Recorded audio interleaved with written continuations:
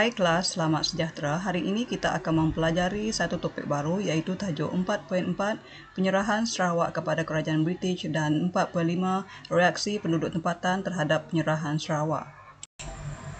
Selepas Perang Dunia Kedua, Sarawak diserahkan kepada British. Penyerahan itu menimbulkan pelbagai reaksi daripada penduduk tempatan. Terdapat beberapa sebab yang menyebabkan Sarawak telah diserahkan kepada Kerajaan British. Antaranya adalah masalah pewarisan takhta, desakan Kerajaan British, dan yang ketiga adalah disebabkan oleh masalah keuangan. Masalah yang pertama adalah disebabkan oleh masalah pewarisan takhta. Bainabrook adalah Raja Sarawak terakhir yang menyerahkan Sarawak kepada Kerajaan British.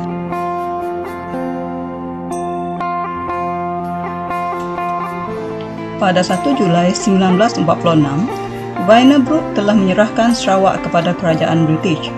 Penyerahan ini telah mendapat tentangan hebat daripada masyarakat tempatan di Sarawak.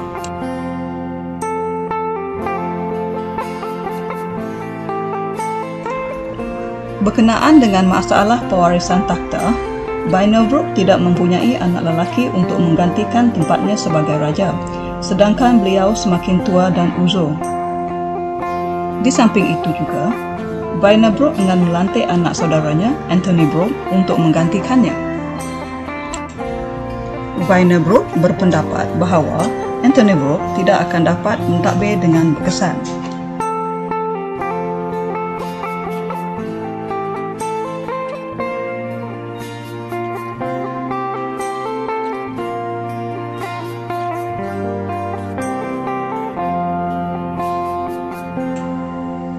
Walau bagaimanapun, tindakan yang dibuat oleh Bainabrook telah ditentang oleh pemimpin dan Persatuan Kaum Tempatan.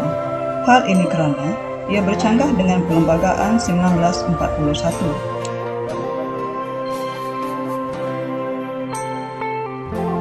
Apakah yang terkandung dalam Perlembagaan 1941?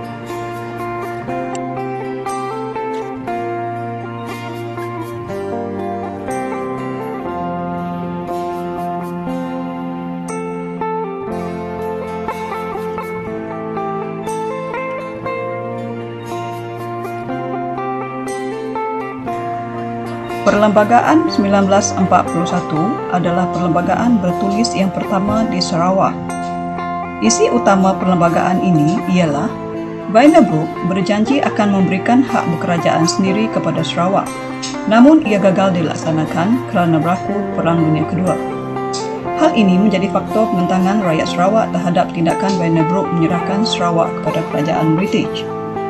Prinsip ke-8 dalam Perlembagaan 1941 menyatakan bahawa pemerintahan sendiri akan diberikan kepada rakyat Sarawak. Menurut perlembagaan ini, penduduk Sarawak akan dibimbing untuk mentadbir negeri mereka sendiri. Namun begitu, tindakan Bainabrook menyerahkan Sarawak kepada Kerajaan British telah melanggar prinsip ke-8 ini.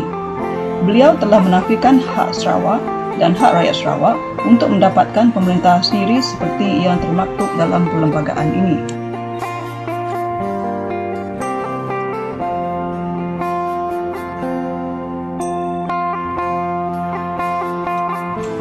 Terdapat beberapa persatuan yang menentang penyerahan Sarawak kepada British. Yang pertama, Persatuan Kebangsaan Melayu Sarawak (PKMS). Yang kedua, Persatuan Melayu Sarawak (PMS). Yang ketiga, Barisan Pemuda Sarawak (BPS). Dan yang keempat, Persatuan Dayak Sarawak (PDS).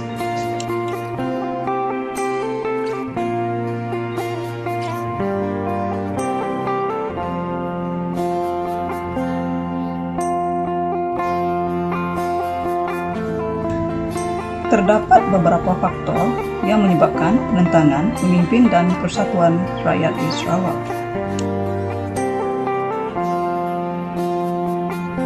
Faktor yang pertama disebabkan keputusan dibuat tanpa berunding dengan pemimpin tempatan.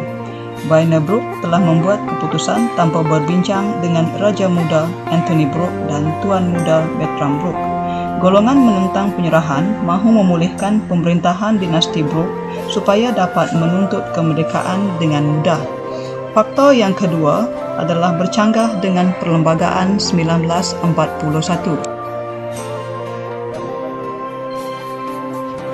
Faktor yang ketiga adalah penduduk Sarawak bimbang akan dijajah oleh kerajaan British. Selain daripada itu, rakyat Sarawak bimbang tentang penguasaan British akan menjejaskan hak kaum pribumi. Dan yang kelima, rakyat dan pemimpin Sarawak meminta supaya Anthony Brooke ditabalkan sebagai Raja Sarawak yang baru.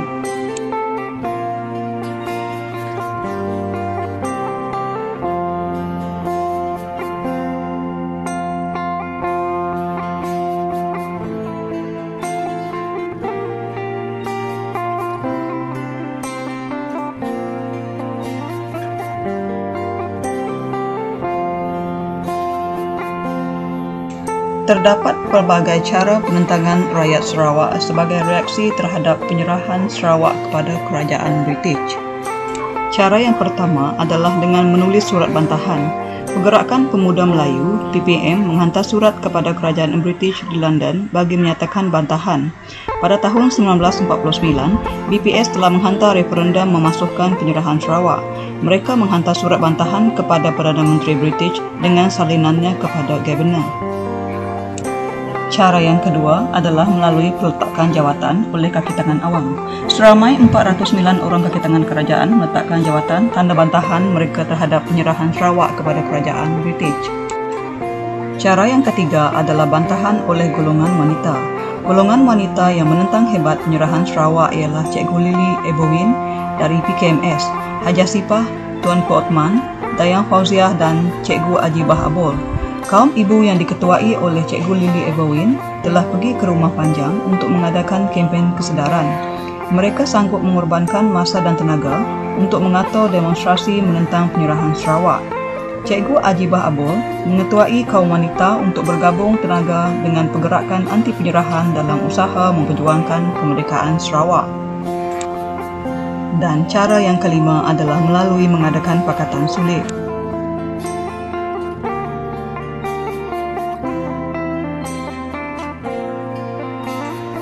Apakah yang terkandung dalam Pakatan Sulit dan siapakah yang telah menjayakan Pakatan Sulit? Pakatan Sulit merupakan pakatan antara kaum yang terpelajar yang telah menghasilkan penubuhan kumpulan yang bernama Rukun 13. Golongan muda dalam gerakan anti penyerahan menubuhkan Rukun 13 pada 20 Ogos 1948. Rukun 13 ditubuhkan secara sulit oleh para pemimpin Pergerakan Pemuda Melayu PPM di Sibu. Kumpulan ini dipimpin oleh Awang Ramli, Moshiri Sidik dan Bujang Suntong. Sasaran kumpulan ini adalah untuk menghapuskan pegawai tinggi British di Sibu, Sarawak. Satu mesyuarat sulit diadakan untuk membunuh Duncan Stewart pada 3 Disember 1949 di Sibu.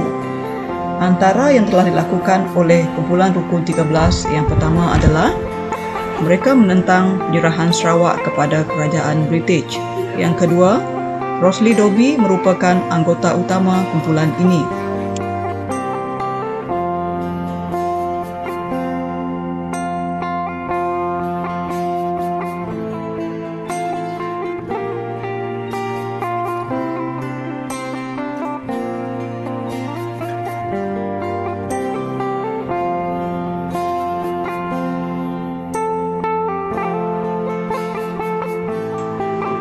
Rosely Dobbie antara pejuang kemerdekaan Sarawak. Beliau telah menikam Duncan Stewart dan seminggu kemudian Duncan Stewart meninggal dunia di Hospital Singapura. Peristiwa ini dikenali dengan nama Sungkit Berdarah. Pembunuhan Duncan Stewart memberikan kesempatan kepada British untuk menindas gerakan anti penyerahan. Pada bulan Disember 1949, British menutup pejabat PPM, PKMS, BPS dan ASAS. Anthony Brooke merayu semua persatuan anti penyerahan supaya menghentikan usaha menentang penyerahan. Rosely Dobbie, Moshiri Sidik, Awang Ramli dan Bujang Suntong akhirnya dikenakan hukuman gantung sehingga mati setelah didapati bersalah. Anggota Rukun 13 yang lain dikenakan hukuman penjara. Apakah kesan terhadap penentangan ini? Secara keseluruhannya, gerakan anti penyerahan ini telah gagal. Walaupun pergerakan anti penyerahan gagal mencapai tujuannya dalam mengembalikan pemerintahan Brooke di Sarawak, namun ia telah meninggalkan kesan yang penting dalam perkembangan sejarah politik Sarawak. Pergerakan anti penyerahan telah memainkan peranan penting dalam membawa Sarawak ke arah pembentukan Malaysia.